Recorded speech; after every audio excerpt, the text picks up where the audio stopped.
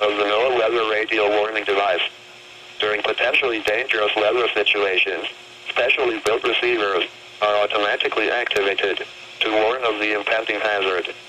Tests of these receivers normally are conducted by the National Weather Service every Wednesday around noon. When there is a threat of or existing severe weather in the area on Wednesday, the test is postponed until the next good weather day.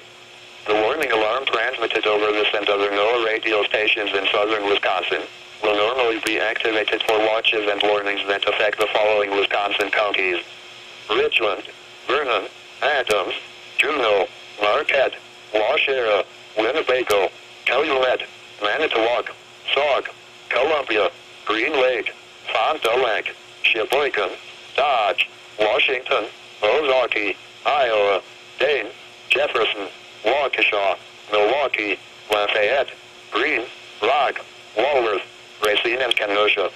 And the following Illinois counties: Stevenson, Boone, Winnebago, McHenry, and Lake, and all adjacent coastal waters of Lake Michigan.